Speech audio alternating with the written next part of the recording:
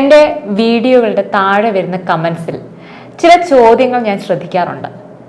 എൻ്റെ പേരെന്താണ്, ഞാൻ മാത്യു സാറിൻ്റെ മകളാണോ എന്നൊക്കെയുള്ള ചോദ്യങ്ങൾ. ഈ വീഡിയോയിൽ അതിനുള്ള ഉത്തരം തരാമെന്ന് ഞാൻ കരുതി. എൻ്റെ പേര് സ്വാതി എന്നാണ്. ഞാൻ മാത്യു സാറിൻ്റെ മകളല്ല, ഞാൻ സാറിൻ്റെ സ്റ്റാഫാണ്. ഇനി നമുക്ക് വിഷയത്തിലേക്ക് വരാം. മുക്താർ അൻസാരി ഒരുപക്ഷെ യുപിയിലെ റോബിൻഹുഡ് എന്ന് വേണമെങ്കിൽ നമുക്ക് അദ്ദേഹത്തെ വിശേഷിപ്പിക്കാം. യുപിയിലെ ഗാസിപൂർ ജില്ലയിൽ ജനിച്ചു വളർന്ന സമ്പന്നരിൽ ഒരാളാണ് ഈ മുക്താർ അൻസാരി. ഈ ഗാസിപൂർ എന്ന് പറയുന്ന ജില്ല യുപിയിലെ പിന്നോക്കം നിൽക്കുന്ന സ്ഥലങ്ങളിലൊന്നാണ്. തൊഴിലവസരങ്ങൾ വളരെ കുറവായ പ്രദേശം. സാധാരണക്കാരാണ് ഭൂരിഭാഗവും ഇവിടെയുള്ളത്.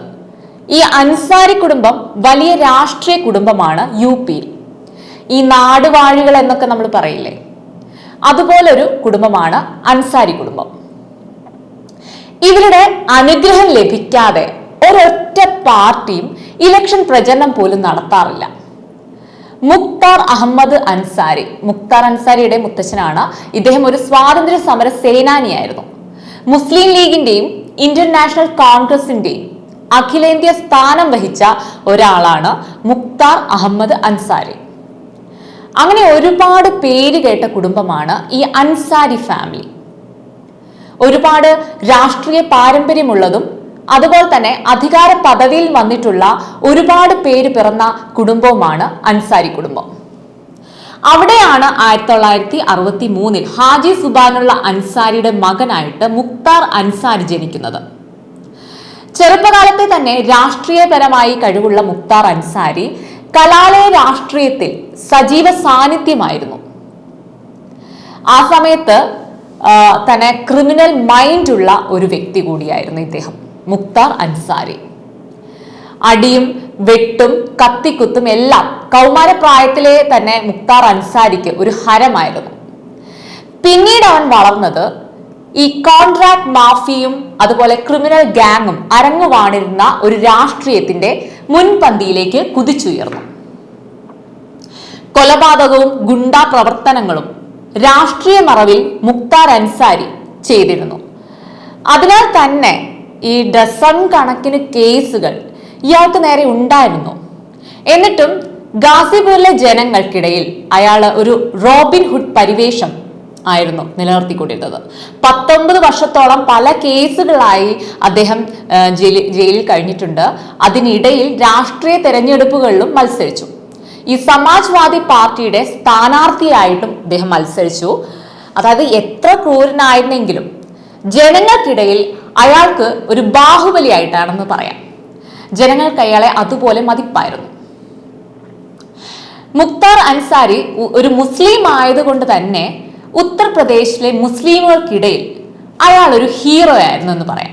കാരണം BSPയിൽ നിന്നും അദ്ദേഹം ഇറങ്ങിയതിന് ശേഷവും അദ്ദേഹം ക്വാമി കേദാദൾ എന്ന പാർട്ടിയിൽ ചേർന്ന് അതിൽ നിന്നും അദ്ദേഹം അധികം നിലനിന്നില്ല. അതിൽ നിന്നും മാറി മറ്റൊരു സ്വന്തമായിട്ട് പുതിയൊരു പാർട്ടിയൊക്കെ രൂപീകരിച്ചു. അതിനൊക്കെ അദ്ദേഹത്തെ പിന്തുണച്ചത് ഈ മുസ്ലിം വോട്ടുകളായിരുന്നു. വലിയൊരു പിന്തുണ മുസ്ലിംസിന്റെ ഭാഗത്തു നിന്നും മുക്താർ അൻസാരിക്ക് ലഭിച്ചിരുന്നു എന്ന് പറയാം. ഇതിന്റെ ഇടയിൽ അദ്ദേഹം വിശ്വ ഹിന്ദു പരിഷത്തിന്റെ പ്രസിഡന്റിനെ കൊലപ്പെടുത്തുകയൊക്കെ ചെയ്യുകയുണ്ടായി. മാത്രമല്ല കോൺട്രാക്റ്റുകൾ കിട്ടുന്നതിന് വേണ്ടിയൊക്കെ ഒരുപാട് പേരുടെ രക്തക്കറ പുരണ്ട അദ്ദേഹത്തിന്റെ കൈകളിൽ ഉണ്ടായിരുന്നു. മുക്താർ അൻസാരിയുടെ എത്ര പേരെ കൊന്നിട്ടും അറപ്പ് തീരാത്തവൻ, ഗുണ്ടാ തലവൻ എന്ന ലേബൽ നിന്നിട്ടും അയാൾക്ക് വാരണാസിയിൽ നരേന്ദ്രമോദിക്കെതിരെ നിന്ന് മത്സരിക്കാൻ തയ്യാറെടുത്തിരുന്നു. പിന്നെ അതിൽ നിന്നും വേറെ എന്തോ കാരണത്താൽ പിന്മാറുകയായിരുന്നു. ഗുണ്ടാ നേതാവ് എന്ന തലത്തിലും രാഷ്ട്രീയ പാരമ്പര്യമുള്ള കുടുംബത്തിലെ കണ്ണി എന്ന നിലയിലും മുക്താർ അൻസാരിക്ക് ജനങ്ങൾക്കിടയിൽ ഉണ്ടായ ഇൻഫ്ലുവൻസ് അത്രമാത്രമാണ്. എന്നാൽ നല്ലതായി ഒന്നും അയാൾ ജനങ്ങൾക്ക് വേണ്ടിയിട്ട് ചെയ്തു കൂട്ടിയിട്ടുമില്ലായിരുന്നു. ഒരു ഹീറോയിസം സ്പ്രെഡ് ചെയ്യിപ്പിച്ചു, അത്രമാത്രം. ഇവിടെ ശ്രദ്ധിക്കേണ്ട ഒന്ന് എന്താണെന്ന് പറഞ്ഞാൽ ഈ ഉത്തർപ്രദേശ് അതുപോലെ ബീഹാർ തുടങ്ങിയ സംസ്ഥാനങ്ങളിലൊക്കെ ഗുണ്ടകളാണ് മറ്റു അധികാരികളെക്കാളും വലുത്. അവർക്കാണ് സ്ഥാനം അവിടെ. അവർ നാടിന് വേണ്ടി ഒന്നും ചെയ്തിട്ടൊന്നും ഉണ്ടാവില്ല, പക്ഷെ അവരാണ് അവിടെ എല്ലാം. ഇത് യഥാർത്ഥത്തിൽ ബഹുമാനം കൊണ്ടല്ല ജനങ്ങൾക്കിടയിൽ ഇവരെ ഹീറോ ആക്കുന്നത്. ഭയമാണ്. ഭയം കൊണ്ട് ജനങ്ങൾ അവരെ സപ്പോർട്ട് ചെയ്യുന്നു എന്ന് മാത്രം. ഏത് നിമിഷവും ഇവരുടെ തോക്കിന്റെ ഇരകളാകുമെന്നുള്ള പേടി കൊണ്ടാണ് ഈ മുക്താർ അൻസാരിയെ പോലുള്ള ഈ ജനങ്ങൾക്കിടയിൽ മഹത്വൽക്കരിക്കപ്പെടുന്നത്. യു പിയുടെ ഗുണ്ട വിളയാട്ടം നിർത്തിച്ചത് യോഗിയുടെ കടന്നുവരവോട് കൂടി തന്നെയാണെന്ന് പറയാം. ലോ ആൻഡ് ഓർഡർ തിരിച്ചു വന്നു. ഈ സിംഹത്തെ പോലെ ഗർജിച്ചിരുന്ന ഗുണ്ടകളെ എലിക്കുഞ്ഞുങ്ങളെ പോലെ ആക്കാൻ യോഗിക്ക് സാധിച്ചു എന്ന് തന്നെ പറയാം. അതുകൊണ്ടാണ് യോഗിക്ക് ഇത്രമാത്രം പിന്തുണ കിട്ടുന്നതും. പിന്നെ ഇപ്പോൾ മുക്താർ അൻസാരിയുടെ മരണവുമായിട്ട് ബന്ധപ്പെട്ട് നടക്കുന്ന ഊഹാപോഹങ്ങൾ ഒരു തരത്തിൽ സത്യമൊന്നുമല്ല. ഒരു 60 വയസ്സായ വൃദ്ധനാണ് അയാൾ. അയാൾക്ക് ആരോഗ്യപരമായ ഒരുപാട് വെല്ലുവിളികൾ നേരിട്ടുകൊണ്ടിരിക്കുന്ന ഒരു വ്യക്തിയും കൂടിയാണ്. അയാളുടെ ജയിലിലുണ്ടായ മരണം സ്വാഭാവികമാകാം എന്ന് പറയാം. അയാൾക്ക് വിഷം നൽകി എന്നുള്ള വിവരങ്ങൾ സത്യമാണോ അല്ലയോ എന്നുള്ളത് ഇതുവരെ പുറത്തു വന്നിട്ടില്ല. പിന്നെ ഒരുപാട് ശത്രുക്കളുള്ള ഒരാൾക്ക് ഒരു സ്വാഭാവിക മരണം നടന്നു എന്ന് പറഞ്ഞാലും ഒരു പക്ഷേ ജനത്തിന് വിശ്വസിക്കാൻ ബുദ്ധിമുട്ടാണ്. ഇനി വിഷം നൽകി എന്ന് പറയുന്ന തരത്തിലുള്ള മരണം നടന്നു എന്ന് തന്നെ ഇരിക്കട്ടെ, രാജ്യത്തിന് വേണ്ടി വീരമൃത്യു മരിച്ച ആളല്ല അയാൾ.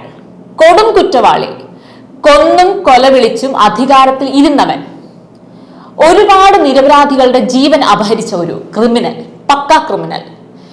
ഇനി അയാൾ ജയിലിൽ കിടന്നാലും അയാളുടെ പവർ കൊണ്ട് വേണമെങ്കിൽ അയാൾക്ക് പുറത്തിറങ്ങാം, വീണ്ടും ഇത്തരത്തിലുള്ള അപരാധങ്ങൾ ചെയ്തു കൂട്ടാം.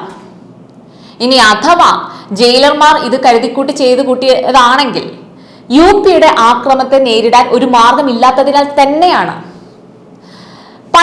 പണ്ടേ ഇതുപോലുള്ള ക്രിമിനലുകളെ തളച്ചിടാമായിരുന്നു.